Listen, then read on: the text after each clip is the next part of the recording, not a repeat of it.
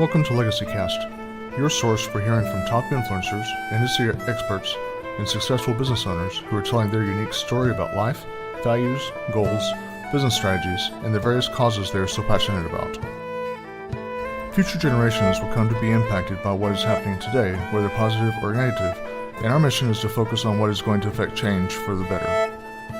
Hosted each weekday by James Snow, a former U.S. Army combat medic, now founder and principal advisor of James Advisors Group, a full-service financial planning firm in North Texas. This is Legacy Cast.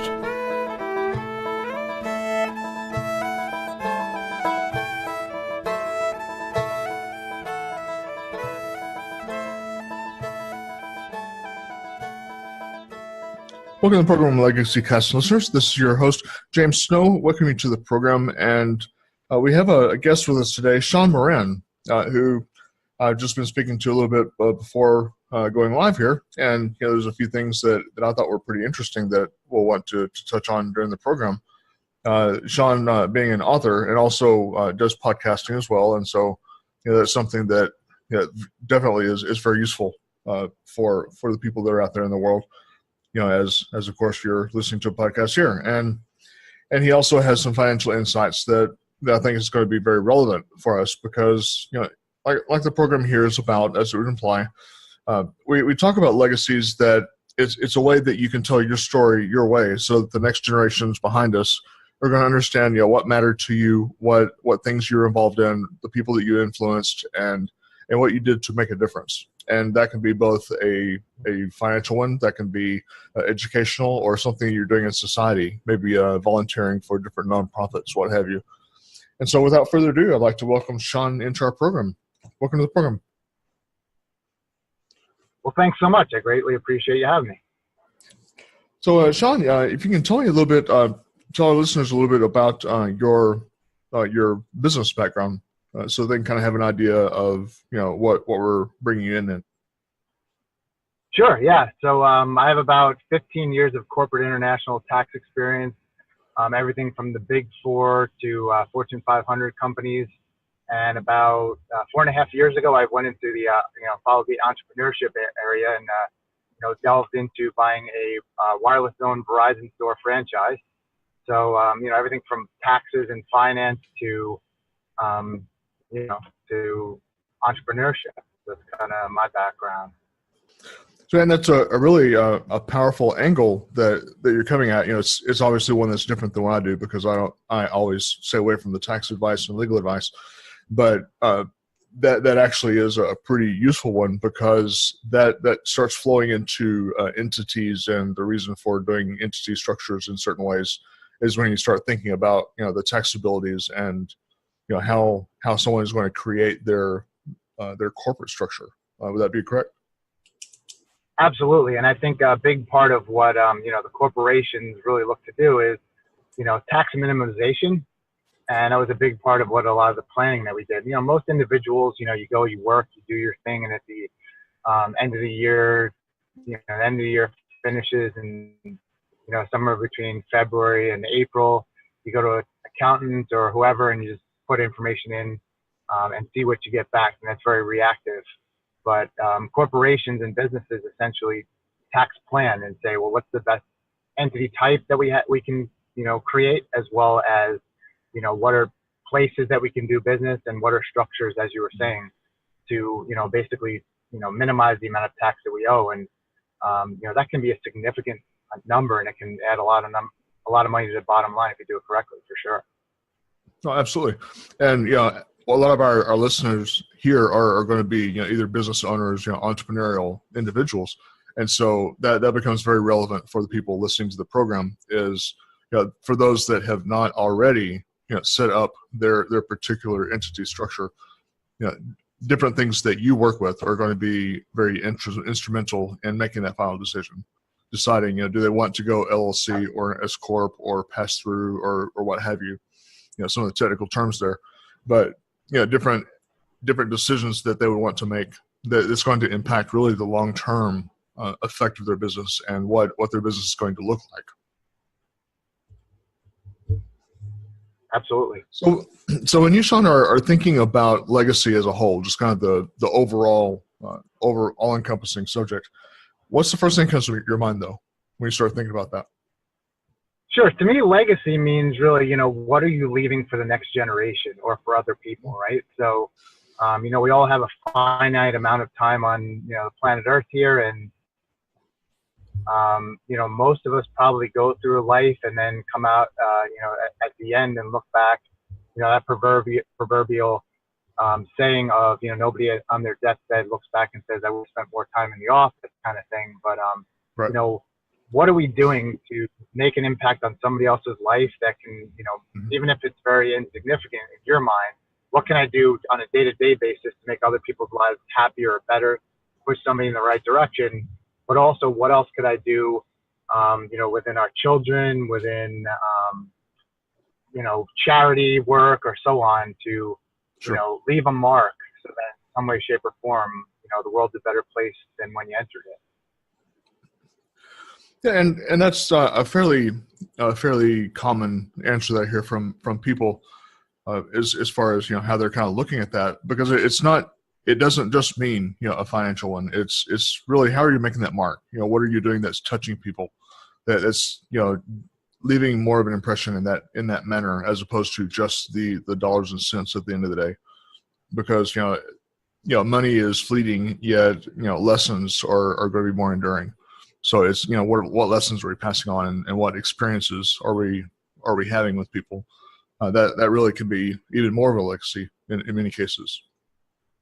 How do your views on legacy, though, affect what you're doing from a business standpoint? I would say I kind of looked at my store as potentially being something that I could leave to my children, right? So that might be something. Again, I mean, it may morph into something else, but to me, more than necessarily just hey, here's a business and you can pass that on to the next generation. It's the values that you teach your children within that, as well as the values that I can pass on to my employees. So my children are young. The oldest one's 6. But 4.5 years ago, when we opened the store, he went with me in the car to be there the first day. And, he's since then, he goes every once in a while with me, have him sweep the floor or, do something, play with the inventory guns and, just make my children feel like work is valuable, and kind of teaching that to them. And also sharing, with my employees, not just here's your job, you're a salesperson, but let me show you the back end of the business so that if one day you become a business owner, you'll have a little bit more than somebody else that worked at another company where that wasn't shared with them. Yeah, and those are important aspects to involve in it. And because ultimately when we start businesses, especially those that have children, that oftentimes is what the business owner is thinking, that maybe someday my kids will take over and they'll want to take over the reins when I decide to step away. Is that something you've actively considered also on the flip side of that, maybe your children decide not to do that, what you're going to do as an exit strategy to take that place? Yeah, no, and I think, there's plenty of time, like I say, my children being younger, there's plenty of time to make that decision. But, I would want them to do what they feel that's going to make the biggest impact in their lives and how they can leave a legacy as well. And I think that's something that I'm teaching them. So if it turns out that, hey, this isn't something that you're interested in doing, that's fine. I think that's, that could work very well for them. And, my wife's a pediatrician. So, hey, if they want to go down that route or finance, business, whatever, that's great. Yeah. But, show them different things so that it gives them more of a spectrum to which to decide I like this, don't like this, or whatever. Yeah. So, kind of given those sort of ideas, do you think that putting planning stages in place is something that might be vital for a business owner, perhaps, taking into those contingencies and so forth, within their plan? Do you think that would be wise advice for somebody? Yeah, I mean, and, clearly depending on where you are in your life, one of the things you should have before going into any business is make sure that you have a solid business plan and then that you're able to pivot. I was actually on LinkedIn this morning and there was a post on there from someone who owned a CPA firm. And he said that in the beginning he had value-based pricing and, not to get into too much detail on that, but that didn't work. and then, kind of explained his story of how he was able to pivot, change, and essentially, being able to do that, look at the market and the world changing so much with technology, knowing where you are and what your plan is now, but to be able to kind of, either be the disruptor or the planner for what comes next and understanding what that might be. Like you said, whether it's exit strategy, whether it's, what products or services are changing so that I can stay up with that, not get left behind. Yeah, that's a good point. So from the CEO and business owner standpoint, are there maybe a couple things that are sort of those stay awake at night moments for you? Still, in your journey as a business owner?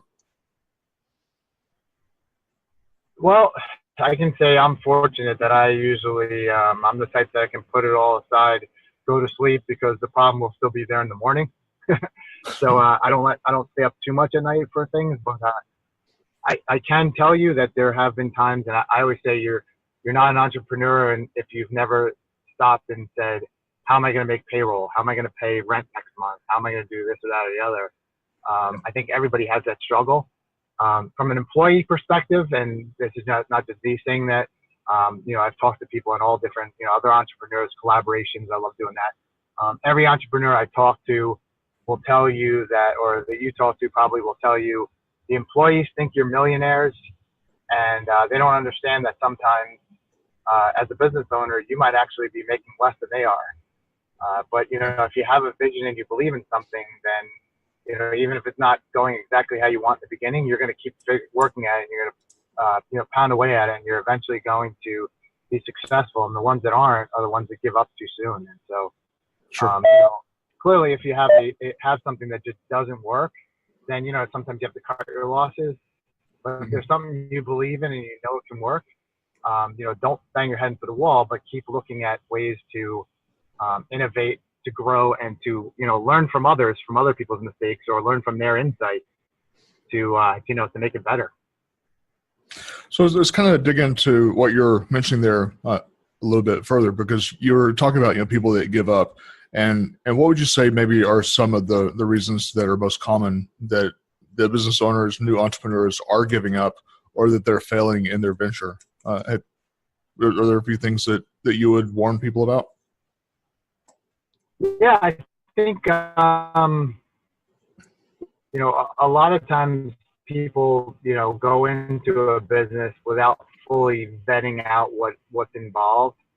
And then all things that, for example, in our my wireless phone store is, that franchise model, they said, hey, you have to have X amount to start the business. And it's not necessarily just, here's what you need to buy the business, but how much money do you have to, if the first couple of months or the first year is tough, how would you be able to draw upon additional funds to keep going? So I think some of what people struggle with might be, they don't have enough funds. That could be an issue. Another one can be, not really being passionate enough or believing enough in what they're doing. And I think another part of it is not having the right people to counsel with, not having the right coaches, or not having the right people around you to throw ideas out and say, hey, this isn't working. What's worked for you? Or, what would you do? Or in this situation, what do you recommend? Because, but I think a lot of people, it's just, it's easy to just say, jump into something and just say, this isn't really working. Let me get out of it. Perfect example is, have you ever heard of the book Think and Grow Rich by Napoleon Hill? Sure. In that book, he said that he gave an example of a father and son mining company, gold mine. They bought into this gold mine, and they were digging and digging, and finally they just said, there's no gold here. And they sold the gold mine for pennies on the dollar. And the next owner came in and just dug a little bit further, and boom, hit the jackpot, so to speak. And if what you're doing is sound, and you really believe in it, make sure you stick with it to the point of success and not give up before. Usually people give up right before they would have had amazing success. And so, to the extent that something is a good opportunity, don't give up too fast. Hang in there. That's the advice I would give. Yeah, good advice there. So what maybe are some of the specific roadblocks that you've encountered that you would warn someone against to sort of keep their eyes out for? And then on the flip side of that, what are some resources that you've been able to tap into that have been useful? Sure. No, and I think to me, looking for other people in the industry, and maybe that means people in, obviously your competitors aren't going to share with you necessarily, but, like if you're in a franchise, talking to other franchise owners, that's super important. Looking at other business people, even if it's not the same, vertical, the same business, talking to other entrepreneurs, what works for them? What have they experienced? What have they done? What have they done when times were tough? To me, like one of the biggest challenges is employees. Finding good employees is very hard, especially in the retail space. How to always be pipelining for new employees and, properly motivating the employees, that kind of thing. But I can't emphasize enough how important it is to, talk with and work with other entrepreneurs, and do it from the perspective of, I want to have a relationship with you so that I can share ideas with you, but I really value your ideas and I want you as part of my network to share my ideas, but also learn from you and have it as a two-way street. And always look to give more to somebody else than you're getting. And I think in the long run, people will be happy to share with you if you're happy to share with them. Yeah, that's very true. And mentorship is such a huge benefit for people when you have somebody that has gone through what you're going through, and they can give you that advice, because that, as they say, the best advice is someone else's mistakes, not your own. So if you can learn from somebody else's mistakes, then that's so much cheaper and a lot less painful. Absolutely. And the other thing, other resources, we were saying resources, the SBA or small business development centers. A lot of times those are in local universities, or, not necessarily local, but it could be a national university. But small business development centers will help you with, creating your business plan, helping you find funding, helping with strategy, marketing, all those kind of things. And a lot of those things are free. People just don't realize it and aren't, reaching out for those opportunities. But take advantage of that as well. Like you say, you learn from other people's mistakes, but learn from other people that are successful, without even paying for it. Sure. And, small business administration is a very good one. And for those listeners that are also veterans, there's a specific department that I've spoken to a few people on previous episodes, that there's a specific department even of the Small Business Administration that works for setting up, businesses for veteran business owners. So, look into those things as well, because, those resources are just, they're there for your benefit, and, our tax dollars pay for it, and let's use it. Let's take advantage of those things because it's there for our use. How would you say, Sean, that your personal values play a role into your business decisions? Yeah, I think integrity is the most important thing, and being transparent. I know for me, there's going to be times where my employees do something wrong, and it could cost the customer. So I need to address that with the customer, and I need to show them that I'm doing everything that I can to make things right. One of the things that you'll find is that I found, at least, is my customers really appreciate when there's an issue and I reach out to them, and I say, hey, look, I'm not going to make excuses, but hey, I'll take the blame for it where you can. Don't throw your employee under the bus necessarily, unless that's something that they really need to do that. And I've had customers that call and say, hey, this or that went wrong at the store, and the first thing I tell them is, oh, I'm sorry to be the negative person or the bad. And I always say to them, no, in all honesty, my best customers are the ones that are going to tell me the truth and tell me a situation so I can remedy it. The worst thing you could do as a customer is to just go tell your friends, don't ever go there, don't ever work with them, but to give me the opportunity to make it right. I really value that, and I want to make it right with every customer.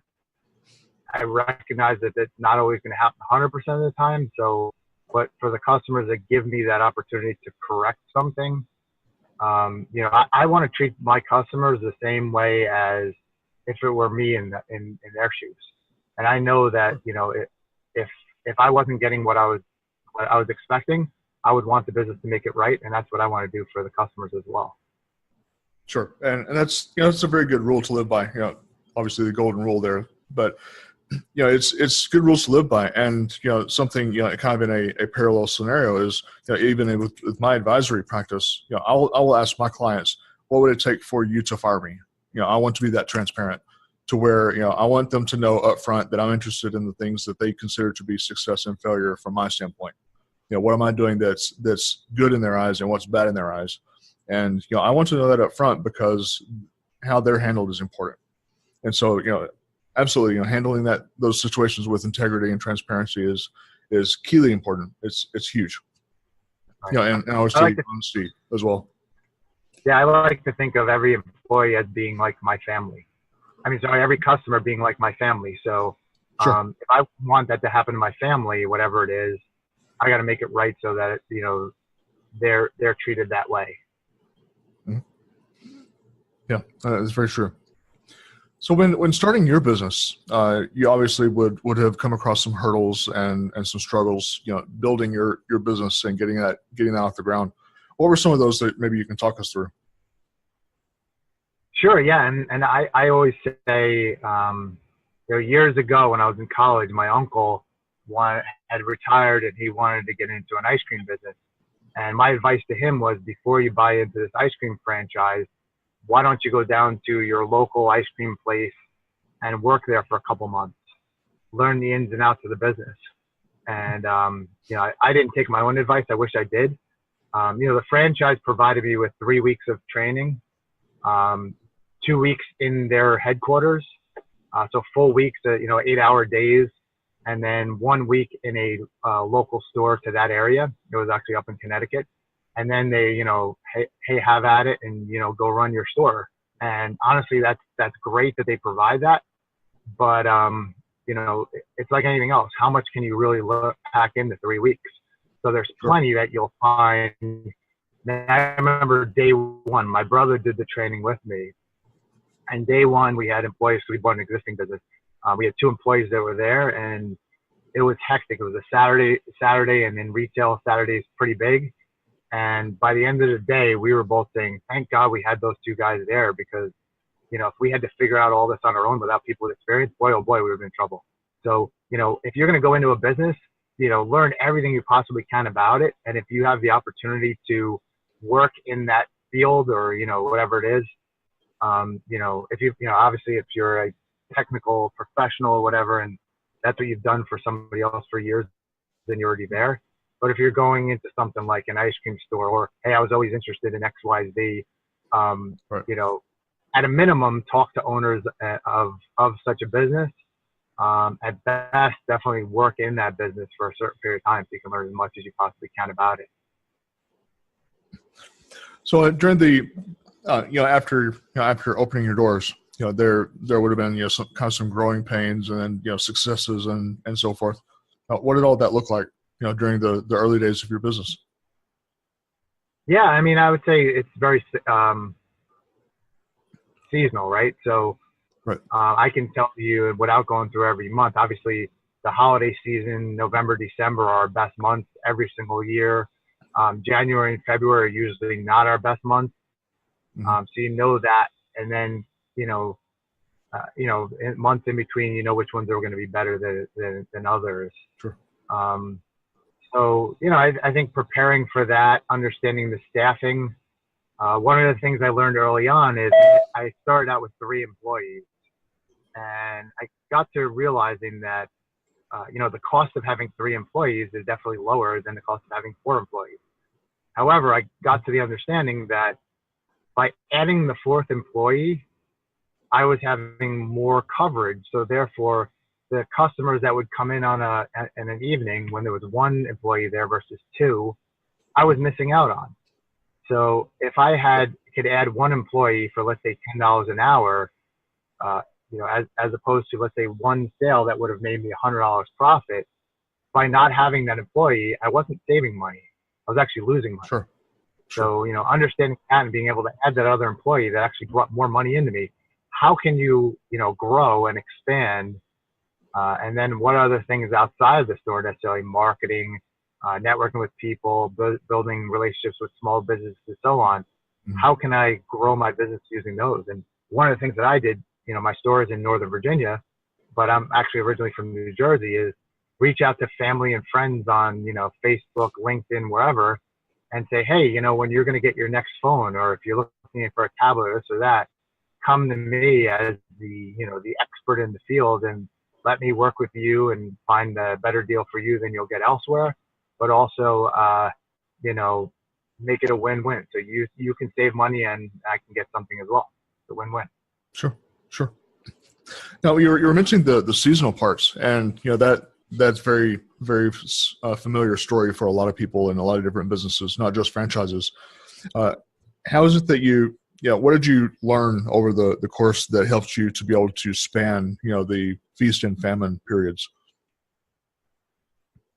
Yeah, I think part of it early on was having, the right banking situations. So I had a line of credit if I needed it, which was always good to have. Then also understanding after the holiday season, going to January and February, knowing that things are going to be tighter, having an honest conversation with employees saying, if you're not one of the top employees, I may be going from 4 people down to 3. You don't want to be the person that's cut out. With that said, we can make outbound calls and bring more customers into the store. And if you're willing to do that and help, grow the business from that perspective, then 1, you're going to be successful. And 2, I can potentially grow the business and therefore keep you. So, preparing ahead of time, if we have the feast month, putting a little bit aside so that during the famine months, you have some capital to, run off of, but also setting expectations for employees that, hey, if you're not going to be the top performer and, help me grow this, then unfortunately you're not going to be around. So did you learn that leveraging, you were mentioning using the lines of credit. So, you learned also that leveraging, those assets was going to be useful for your business, as opposed to, being hard nosed and say, I'm never going to take out loans like some people try to do. Yeah, no. And I think, depending on what your business model is, if you're the type where it's, your sweat equity that's making money, let's say like you're a landscaper or a consultant or, whether it be financial services, accounting, whatever it is, your sweat equity is what, what runs the business, then, maybe you don't need to be in that scenario. And plenty of people would say, hey, stay away from debt. Don't get into debt. Don't take out debt for the business. But, there's other types of businesses where you need a certain amount of equity, a certain amount of lines of credit. And if you're using your credit properly, it's definitely a tool that can help, grow the business or, put you in scenarios that can protect you in times when, the cash flow is just not there. You can tap into that. It's a good tool. Yeah. And it's, wisdom comes through that, the difference between when to do it and when to not do it. And what would you call good debt and bad debt, and understand the differences there. Because when you're needing it for the lean times, but knowing that that's going to be made up the next month, then, that could be something that really can save your business. And should be utilized in the proper ways. Exactly. And sometimes that could be the difference between, I can't do this and have to go bankrupt, or have to shut my doors, or I can't continue this business. That would only be successful later on. Obviously, in my industry, I already know when the good and bad times are. But if you're just starting out and you're like, oh my goodness, I'm 2 or 3 months in and I haven't made any money, that ability to have those finances to keep it going, that could potentially be good debt. The other way to look at it is, if I'm putting it all on a credit card and I'm paying 18, 20, or 22%, or even scenarios out there where, when our stores are having rebuilds, there's some financing companies that will lend you money at 15, 18%. I can go to my bank and, if you have equity in your home or whatever it might be, and you can get, 3, 4, 5%. The low interest rate, borrowing, I would say, is good debt. like you say, to the extent that, within a certain period of time you can pay it off, as opposed to the high rate where I would just say, no thanks. I'm not really interested in, that kind of rate, or, putting it on a credit card is definitely not going to be sustainable either. It's just, too much cost Sure. and interest and carrying costs. Sure. And that's where some of the value of, reaching out to your financial professional that does know where those sources are. And, you may be sitting on a source that, an asset that you didn't think about before. It may be, something that you can tap into that perhaps is able to help you that you weren't even considering. So, certainly financial professionals can sort of, help look at things through a different lens than what you're looking at. And, it's well worth, speaking to someone, to look at those things. I've even had real estate people looking into their life insurance to pull from their cash value to make real estate deals. And in turn, that was able to help them tremendously. So again, it's all in, how you're looking at something. No, I absolutely agree. I think it's important to know, like you say, what assets, also to kind of, think within the parameters of, here's what I do, what's a little bit of a stretch, but might be able to be a synergy within my business. For example, at my store, obviously we're selling Verizon wireless products and services. But, could I leverage relationships with repair people? I've done that. In the past, I've also done hey, you're looking to get your new device. Why don't you trade in your old device with us, and we'll give you a reasonable price for that.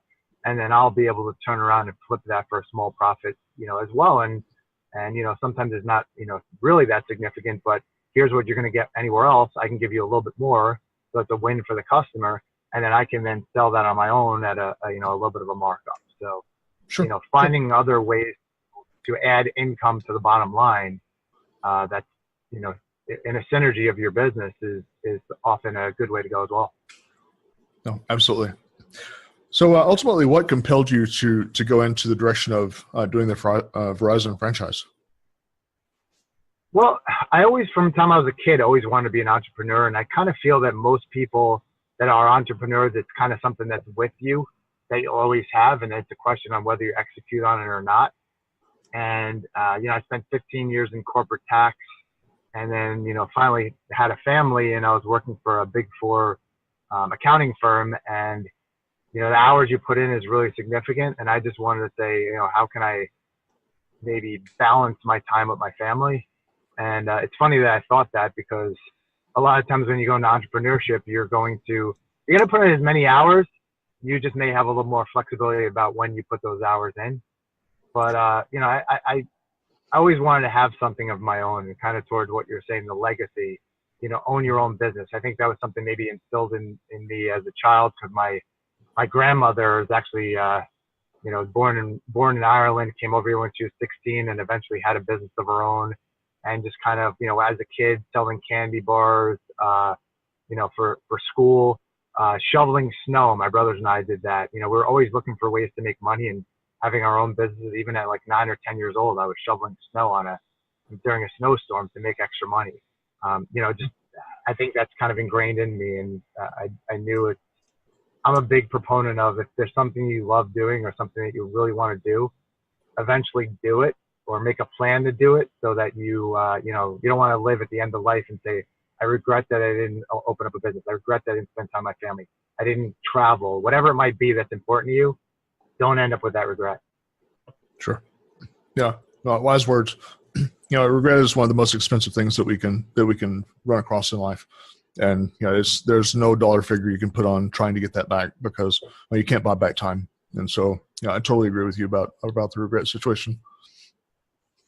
Is there perhaps a different profession out there that you would be considering down the road, or you feel like you pretty much found your niche? I love the Verizon thing. I like the retail, obviously, with people buying things online. You always look at the SWOT analysis, your strengths, weaknesses, opportunities, and threats.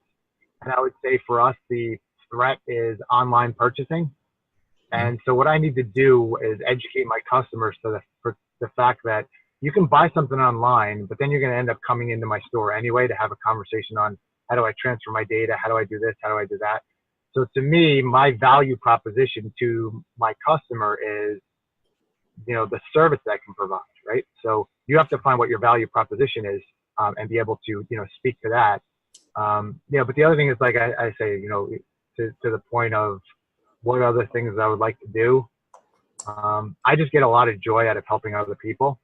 And so, that's part of the reason why I wrote my book. That's part of the reason why, after going for accounting and finance, got my master's in taxation, being a lifelong learner, I actually went back and got a second bachelor's degree in counseling. And I've done coaching, not necessarily for profit, although I think I would enjoy doing that, but, just coaching other people, other business owners, and coaching the younger generation, the millennial generation. I think, there's a lot of the employees I have, and just kind of coaching people.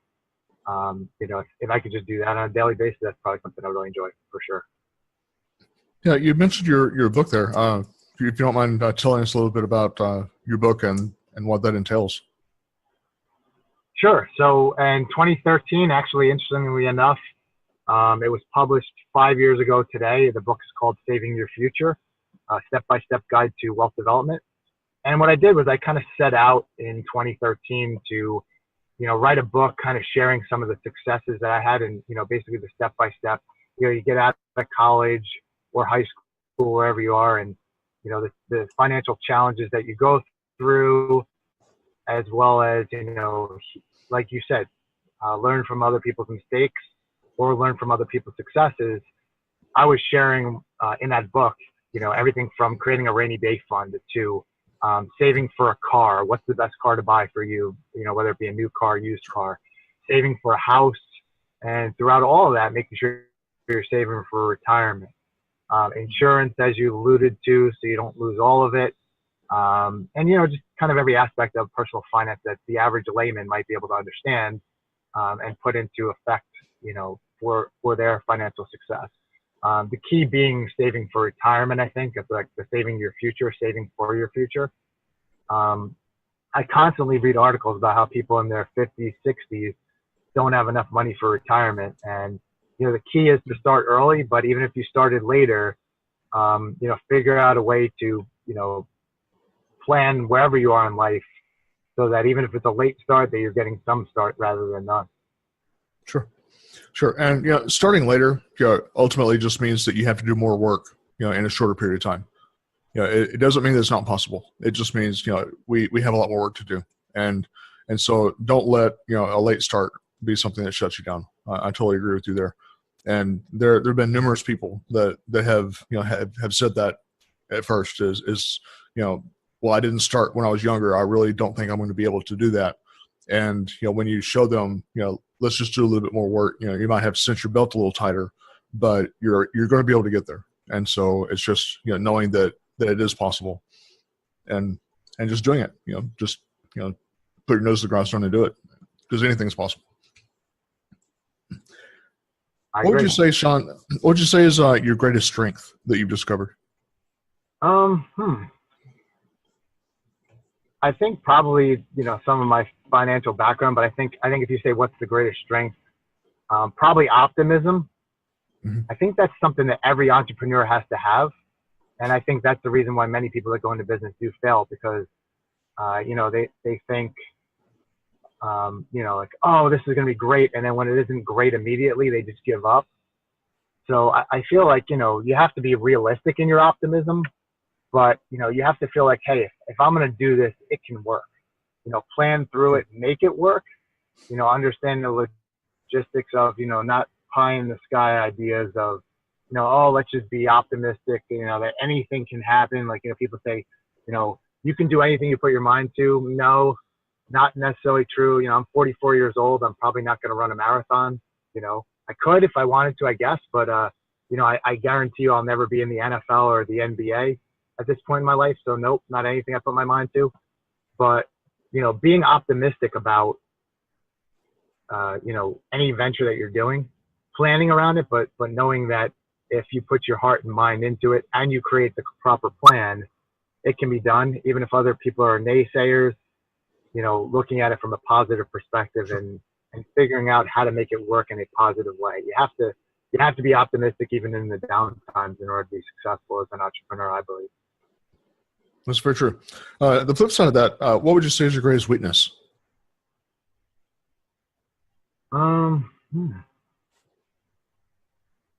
I guess one of the ones that I've really overcome, or constantly work hard to overcome, is I'm more of an introvert, and I recognized probably back when I was in high school that being an introvert is not going to help me in life. And in order to make it, you have to be an extrovert, or at least pretend you are. So sure. I think what being an introvert means to me, and somebody else says, and I talk to a lot of other entrepreneurs that say, hey, do you go to this networking event? Or I actually even created a networking group. You got to go to this. I'm not really good at interacting with people. And that's an excuse. As a introvert myself, I can say that I would prefer not to necessarily interact with people a lot of the time, depending on the scenario. Mm-hmm. But it just means that you just put a little more effort and you can do it. It's just a little bit more work than it is for somebody else. And in the end, the pleasure or enjoyment I get from helping somebody else, that gives me that energy to do it. And then seeing the successes, I mean, to me, when I'm in my store, on a particular day and a customer comes in and I solve their problem, that's just amazing. It just feels so good to do that. So, overcoming, understanding your weaknesses, but knowing a way to overcome them, I think is really important. Turning that weakness into a strength. And, for me, that just means putting in an extra effort, putting in that energy to overcome the desire to just be on the back wall, but instead putting yourself in the middle of the room. Sure. And well said. I can relate to you on the introvert thing, because, by nature, I would be against the back wall instead of in the middle. But, sorry, I'm doing a podcast and I do seminars and what have you. And so that's sort of my therapy is, making myself get out of my comfort zone and getting out in the middle of things. So, that is well put.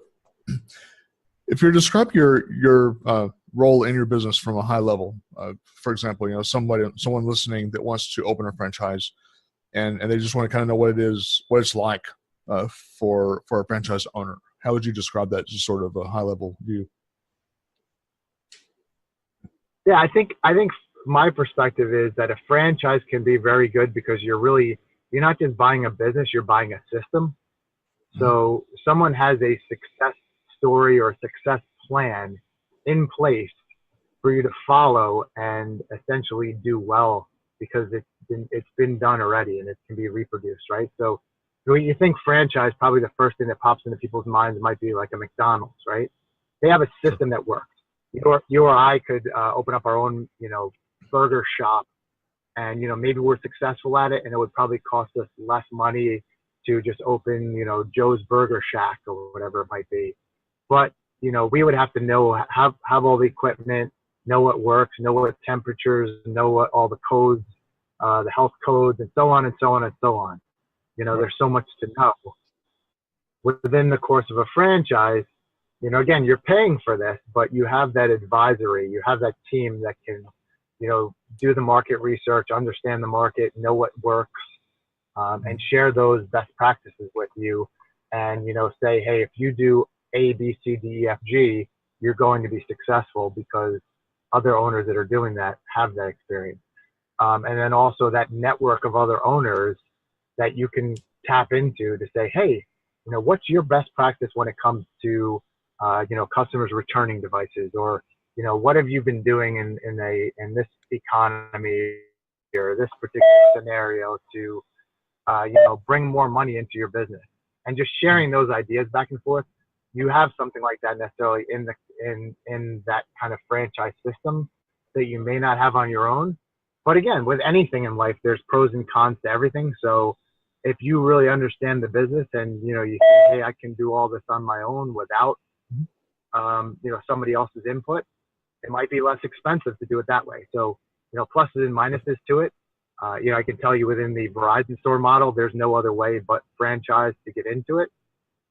So, that's kind of where I am, and I don't regret it. I think it works very well. and it's just something for people to consider. Should I get into a franchise? You go back to my uncle's situation.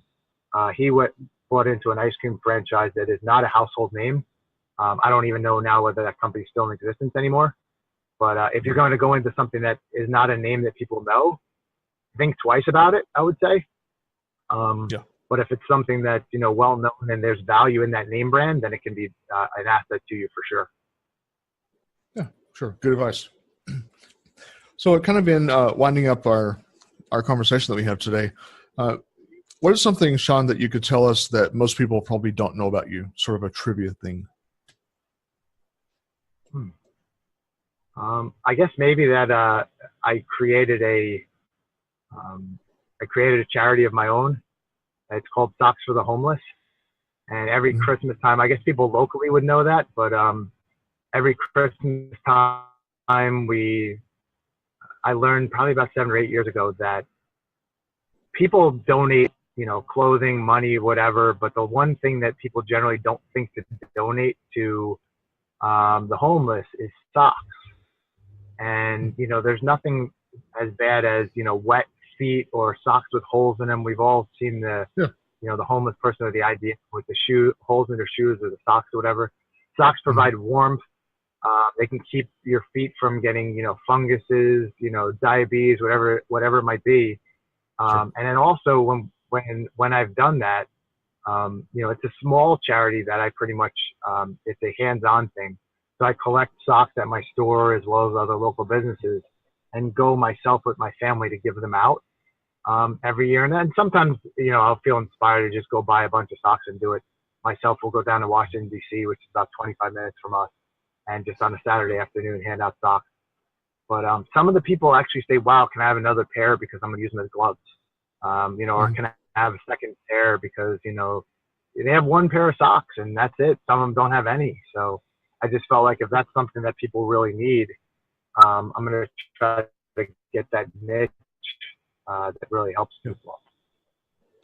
Yeah, and it's a good thing that you're doing also, just being able to give back and, pay it forward to people because, when we're blessed, it's really something that we're called to do. And it's incumbent on us to, continue to bless and pass that forward to the next person so that they can in turn pass it forward and just sort of move the ball down the road. Mm-hmm. Yeah, and philanthropy is really important to me. And another thing we do, the wireless zone franchise system is owned by a company called TCC, and they have another branch that's called the Culture of Good, and they do a bunch of different things. But every year they do a backpack drive, and at a local level, our stores can buy backpacks with school supplies and give them out to children. And there's going to be ones that come and you say, hey, these people really don't need that. But to me, the impact has been, this year specifically, I had one mother that came and said, thank you so much. This is such a blessing. My husband just left us, and I didn't know how I was going to get school supplies for our children. And, like that type of thing just makes me realize it's all really worth it. Helping somebody else out, changing their life for the positive is just what we're really here. Yeah. Good words, and a good way to wind up our time here this afternoon. Now, Sean, I would like for people to know how to get a hold of you, if they want to speak to you about different things, maybe get some advice or tips, tricks, what have you. What's a good way to get a hold of you, and also maybe get a hold of your book or to be able to tune into your YouTube channel that you have out there. Sure. So, you can get my book on Amazon and Create Space, or pretty much anywhere. If you just look up Saving Your Future, what I usually type in to get is Saving Your Future, Moran, Moran. That's my last name. Usually that'll bring it up pretty high. If somebody wants to reach out to me, then my email is movingtowardcoaching@gmail.com. So that's movingtowardcoaching@gmail.com.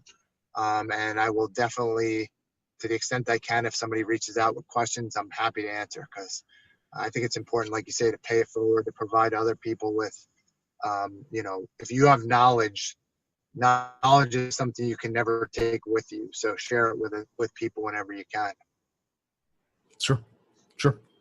And certainly a valuable note right there. So I appreciate your time, Sean, and thank you for being on the program. And like I enjoy telling each of the people that come on as guests, I'll see you around the bend, my friend.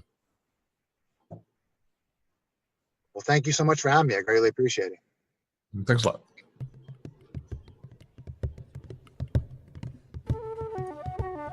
You've been listening to Legacy Cast. Thank you for joining us today, and be sure to come back next time as we speak with more top influencers, industry experts, and business owners from around the world.